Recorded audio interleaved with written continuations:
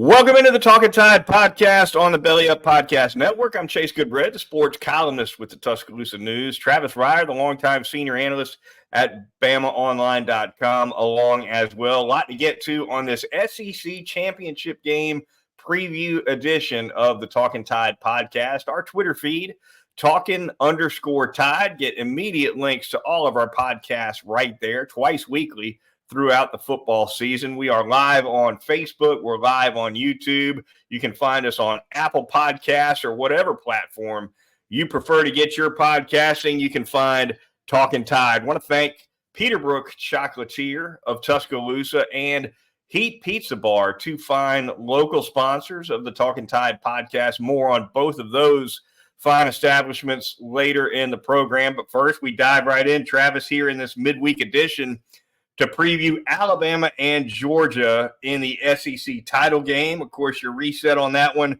it'll be a 4 p.m. local time, 3 p.m. Central time kickoff on Saturday. CBS broadcast, Mercedes-Benz Stadium in Atlanta. And the stage is set, Travis, for an epic tilt that'll have the eyes of the nation upon it. It absolutely will, in a town that has been very, very good to the Alabama Crimson Tide under Nick Saban. 8 SEC titles for Alabama under Nick, and of course, all 8 of those wins took place in either the Georgia Dome or Mercedes-Benz Stadium. And just looking specifically at this series with Georgia, whether it's been Atlanta or Athens, the last 6 trips over there for Alabama have gone pretty much the way of the Crimson Tide.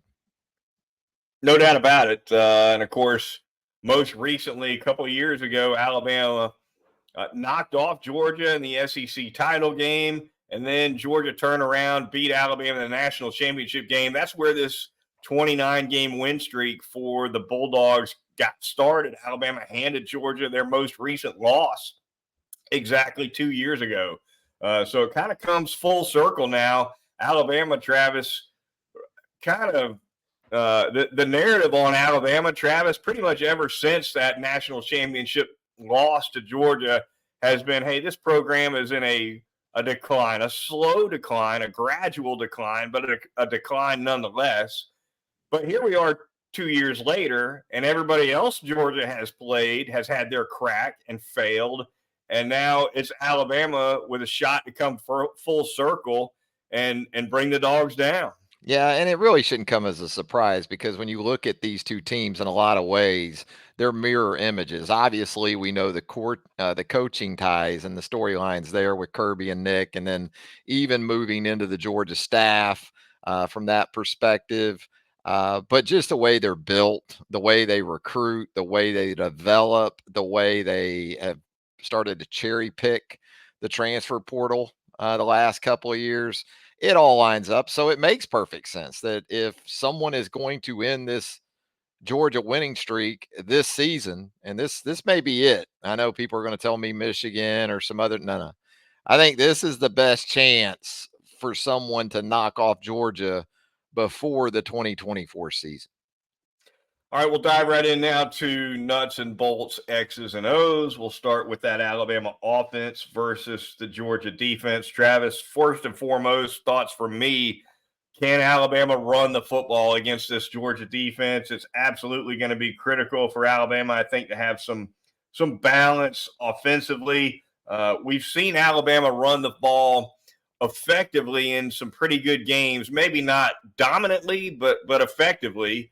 And that's going to be crucial, I think. And another factor, too, I think, is that the Georgia pass rush, and this other factor, I think, probably could favor Alabama a little bit. There's really not a bell cow pass rusher on this Georgia defense, right? They've had 26 sacks, which is not a great number for 12 games. And it's been sacks by committee, right? It's not like there's one guy with 10 or 12 for the Bulldogs. It's kind of what you want if you're Alabama, right? Because Alabama's had some issues in pass protection, especially early in the season. They've cleaned some of that up. But between the two things that stand out for me, Alabama offensively, One, they got to be able to run the ball at least decently, if not really well. And they got to be able to protect Jalen Milroe. And I think this is a game that they could do it if they run their protections right. Yeah, I think the balance within the run game is going to be fascinating to watch play out too. Is it going to be Roydell Williams, Jace McClellan if he's able to go with that foot, Jam Miller? Maybe you get into Justice Haynes. What do you get from your backs, and not just in terms of rushing yards, scrimmage yards? This is one of those kind of games too. Can you throw it to your backs successfully? Not a big running back receiving team, but Alabama's had success on occasion. More so, though, you talk about kind of the lack of Georgia's edge pass rush. They'll bring those linebackers though, and so from a protection standpoint, if Jace can't go, I think you still feel pretty good about Roydell Williams. He is a physical dude. He's a guy that's been around, so he has that age and maturity to him that should help him hold up in that regard. But within the run game, how dependent are you on Jalen Milroe's legs? Can you get enough out of your backs to sort of balance things out? I think that's a question for both these teams going into this game. Yeah, I don't see a big difference between McClellan and Roydell Williams in terms of carrying the football. I do think McClellan's a little bit more consistent in pass protection, and that always plays a role, especially against the blitz, because it's that fifth guy coming that a lot of times you need the running back to take care of. Which is not to say that Roydell Williams can't protect the passer, because he can. I do think McClellan's a little bit more consistent about it. And one factor, too, to mention, Travis Jamon Dumas-Johnson, the outstanding Georgia linebacker, dealing with a broken arm. He's week to week. Kirby Smart, quite coy this week about his availability. We'll see if he's able to go. And as with a lot of injuries this late in the season, whether you're talking about McClellan or Dumas-Johnson or Alad McConkey or whoever, sometimes it's not so much will they or won't they go, but how effective will they be if they go?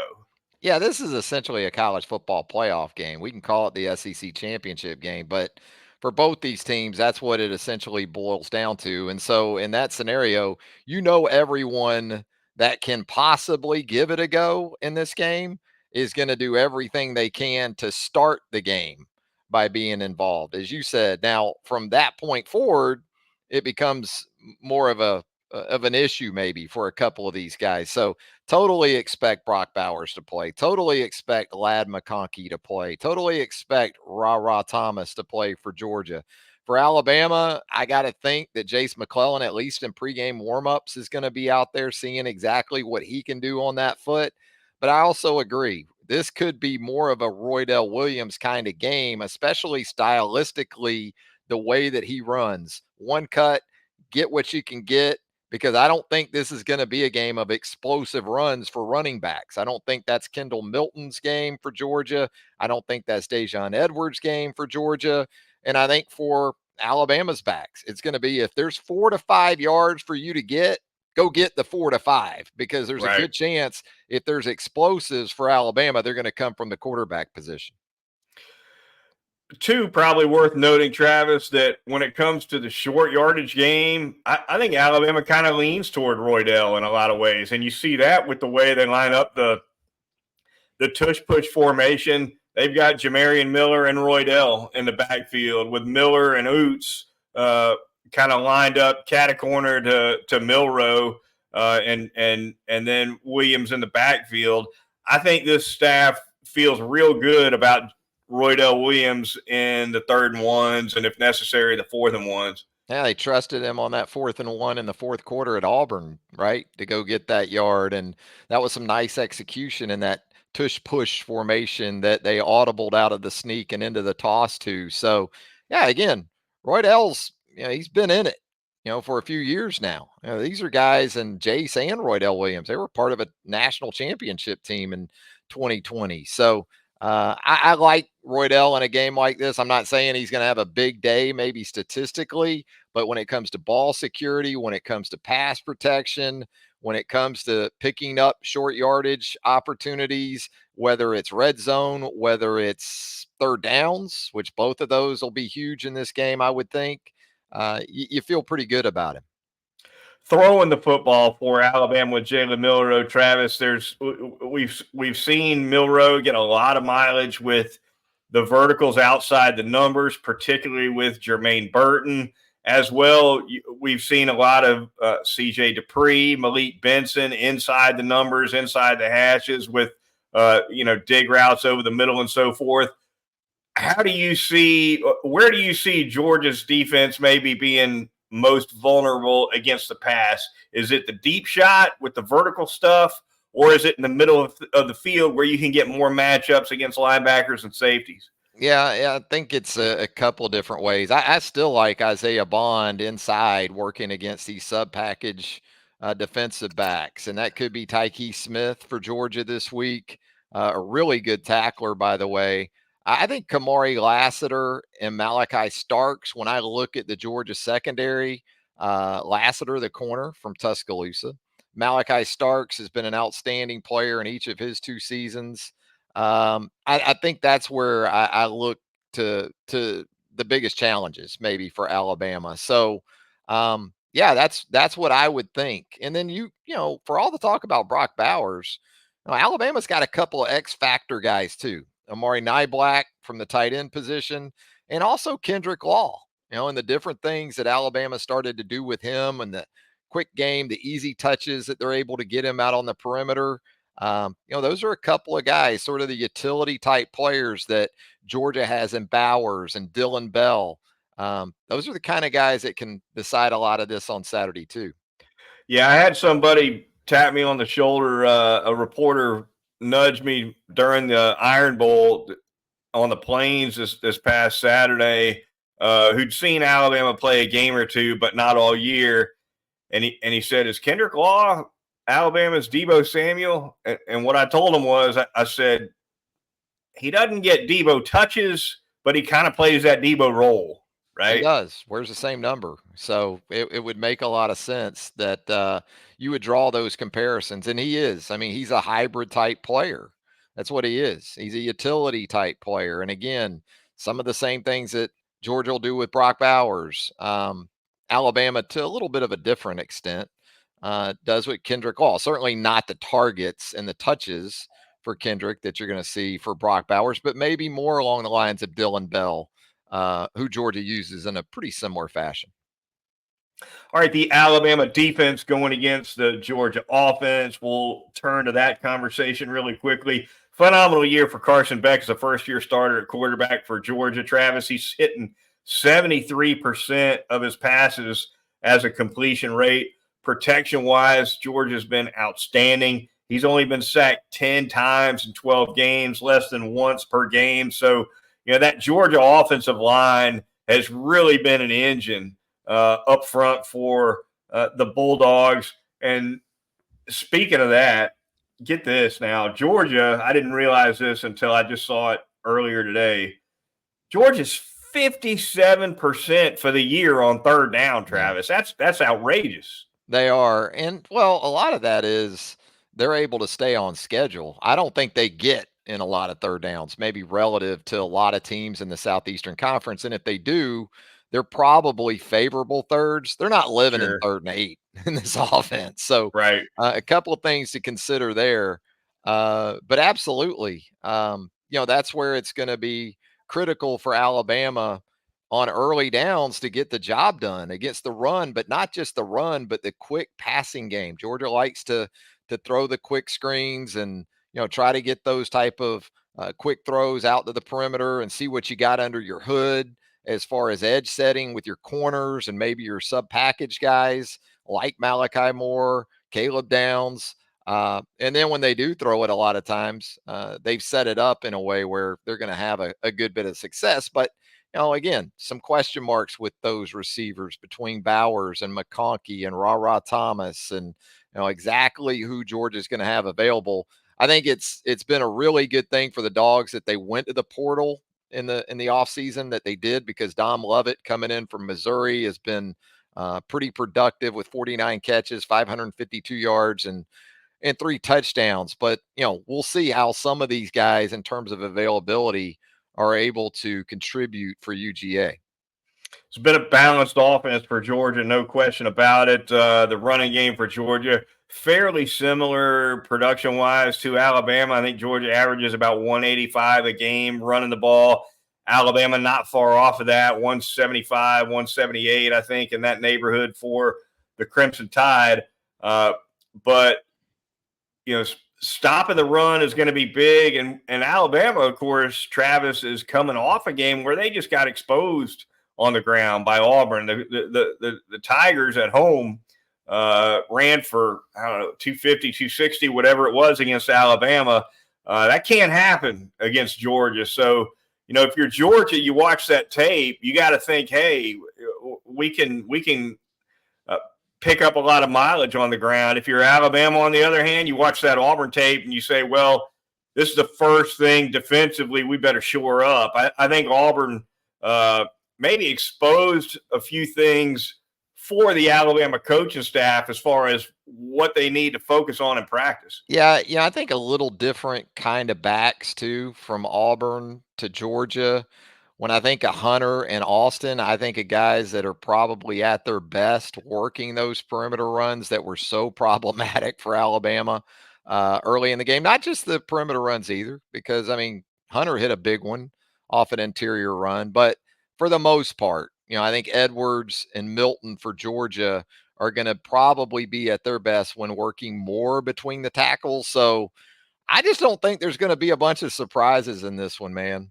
I think both of these teams just kind of look at each other and say, we got great players, we got elite talent, and we're going to have a wrinkle or two in there this week. I'm sure both teams will have something like that, but they trust themselves and their people and their systems enough that here it is. Let's see if you can stop it.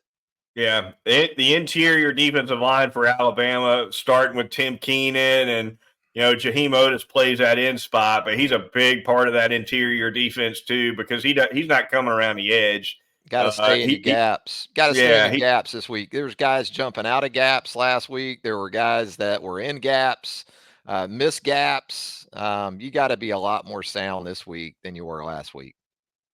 All right, moving on, Travis. The Vegas man has the Georgia Bulldogs favored by 5.5 points.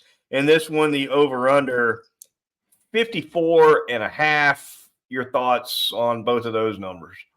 I guess I like the under by just a little bit. The score I'm thinking, I'm thinking first to 27 or 28 wins this game. So maybe a 27, 28, 24 kind of total. Right. For 52, 51 points. So I would be under that. And I think Alabama covers the 5.5. Georgia may very well win the game, but I don't think it's going to be by a touchdown or more. I think it's going to be, tight for 60 minutes. I like Alabama to cover that 5.5 too. I think that over comes in. I think it's going to be a little bit higher scoring. We'll see what happens. I know both of these coaches tend to play a little more conservative, I think, in some of these bigger games with high stakes, and that would lend itself to the under. But I just got a feeling this thing might be a little bit more of a shootout. We'll see what happens. Ticket Man, Travis, he's loving this one. The upper deck seats right now in Mercedes-Benz Stadium. Of course, this is just online. These are people trying to get what they can get. The number falls usually around game time. But the upper deckers, Travis, around 350 to 450. And the boys with prime seats, Travis, they're asking $2K a seat for this one. Do they get it? But we got this recession on. I got to do for me and mine. Yeah, right. You can't tell it by what people are willing to pay for college football tickets. I get it, man. It's the Southern Super Bowl at least. It feels like 2012 in a lot of ways too. It feels like whoever wins this game is going to have a great shot to just go on and win it all. If Alabama wins and can get in the college football playoff. But I totally get it. It's a great venue. It is the best matchup in college football and has been for more than a few years now. And also, you haven't seen them since that 2021 season. Didn't see them play last year, Haven't seen Right. them so far this year. It's not a rematch. All those things, all those things combined to help the ticket man a pretty good bit. Ticket man, I like it. As far, I don't know the answer to that. As far as you know, Travis, is that 1992 deal where if you bought tickets, you could basically grab a PSL, right, a Yeah. permanent seat I license, know people that and still get them have at them. face value. So they're still doing that. I think they are. I knew some friends of ours that live in Knoxville. It was a Florida Tennessee couple, and Mm-hmm. all those years ago, their families bought them before the '92 Mm-hmm. game. And best I can recall, or maybe they changed it when they went to Mercedes-Benz Stadium, but I can tell you through the Tebow years at Florida and into the kind of teens of the 2000s, they were doing it, and even if their teams didn't make it, they were selling them, and making money off of that deal. Right. I'll tell you what. The dumbest thing I ever did was not buy four for Yeah. that 1992 game, because if you bought four for that one and you decided, yeah, I'll sign the deal, I'll take face value tickets every year to the SEC championship game. Hell, it's been 30 years now. You're Yeah. talking about a retirement nugget if you just sell four year after year and roll that over. Are you kidding me? Well, and especially with what I spent on just the 2008, 2009 Alabama Florida games in the SEC Mm-hmm. championships. Yeah. That's a point where I was really wishing I had done the buy ahead all those years ago. You know, Tex Tider is a fan of the show, Travis, when he drops in with a never trust a whole lot. RUNOFT.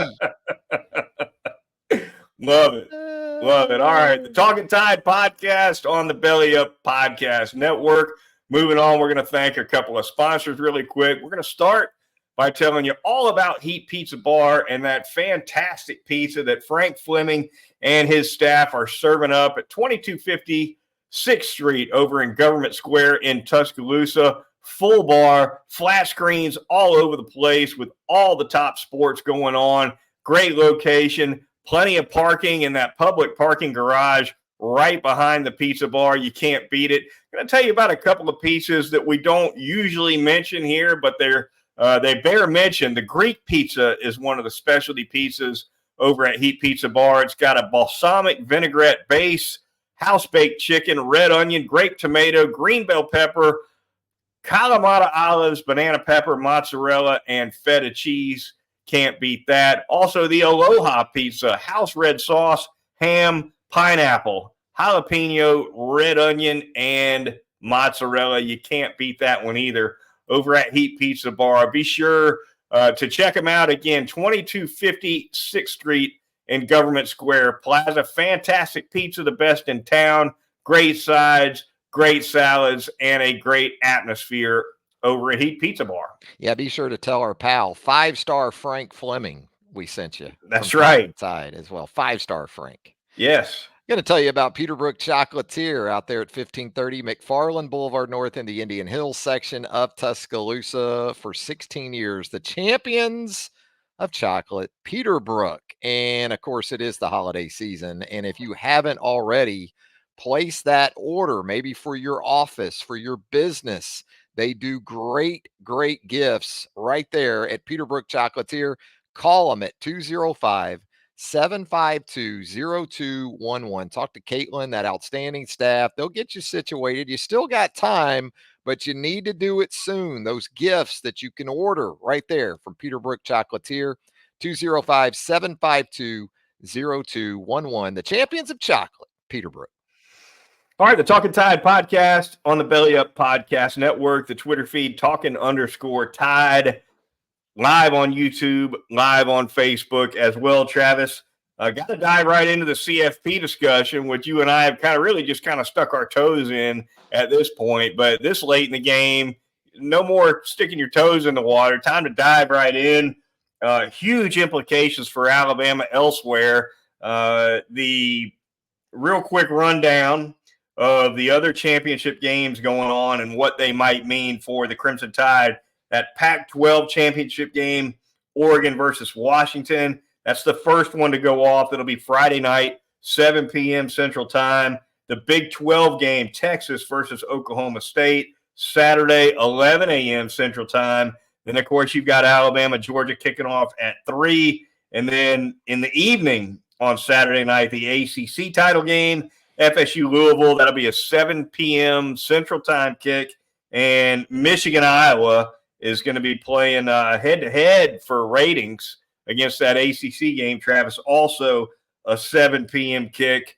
What are your thoughts, Travis, on how much help Alabama may or may not need from these other games, given if they're able to beat Georgia to make the CFP? Well, I mean, seeing as how Alabama's sitting there at 8, you got to think they need some at least. And, I don't know what you're really going to get at this point. If Oregon knocks off Washington State, does that really help Alabama given the committee's seemingly love for the Ducks, even with a resume that if you put it next to Alabama's doesn't kind of hold up, I wouldn't think. Look, I've been of the mindset for a while now, and it survived Auburn last Saturday because obviously if Alabama loses that game, it doesn't matter with 2 losses. But if Alabama got to Atlanta at 11-1 and Georgia got to Atlanta at 12-0, that is the start of the college football playoff. We can talk about championship Saturday this week and Friday, and I'll watch. I'm interested. I'm ready to watch Washington and Oregon. But if we want to talk about a legitimate college football playoff, and if you're trying to envision or tell me about a scenario that doesn't involve the SEC, an SEC rep, then it's not legitimate. It's illegitimate in my concern. It's not valid. You're not validating a true champion. If Alabama beats Georgia and is the team in Georgia's 31-game stretch that has seen the Dogs win 2 national titles in 29 games. If Alabama is that one team that hands Georgia its only 2 losses in that stretch, and you're going to tell me Alabama's not in this college football playoff, I don't give a damn what else happens anywhere else. I really don't. You're going to tell me Florida State without Jordan Travis is a better team than Alabama in a scenario? I get it. Look, to me, it feels like it's almost more in the lap of the college football playoff. I don't think Alabama should be sweating it as much, or the SEC, as much as that selection committee should be sweating it. Because if Alabama wins, then they got a real problem on their hands. They got a real problem. And if they still find it within themselves to keep Alabama out or the SEC out altogether, well, you don't have a college football playoff. You have the NIT of football.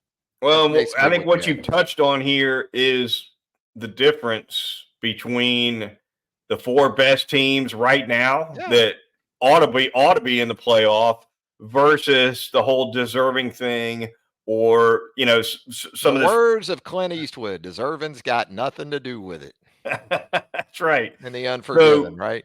In a worst case scenario, well, I mean, the worst case for Alabama certainly is losing to Georgia. That said, if Alabama beats Georgia and gets no help, and you've got an undefeated Michigan, fault. They've kept Alabama down at 8. They could have moved Alabama up, to the top of the 1-loss crew. Yes, even ahead of Texas, and I'll tell you why. Not just because of head-to-head, but Alabama, its last loss, yes, did come to Texas, but that was in late September. We've seen Texas lose since then. Right. So it's Alabama that's on more of a heater, if we want to look at it from that standpoint, against better teams, by the way, than what Texas has played. Better teams, no doubt about it. Here's the way I look at it. I think if Alabama beats Georgia and gets no help, committee's got a real problem on their hands. Are they going to leave the entire – if Alabama beats Georgia, you don't put Alabama in. You're not putting Georgia in either. You're going to leave the whole SEC out of the playoff? If Alabama barely beats Georgia, the SEC should get 2. Should get 2. Not 1, not 0, 2. I mean, if we really want to identify the true national champion for Right. this college football season. Otherwise, it's just, look, I love college gymnastics, but the problem I have with a sport like that is it is subjective. It's just, I can watch 20 routines, right? And not be able to tell the difference between a 9.9 and a 10. But Right. but they get broken down to 9.975, 9.965.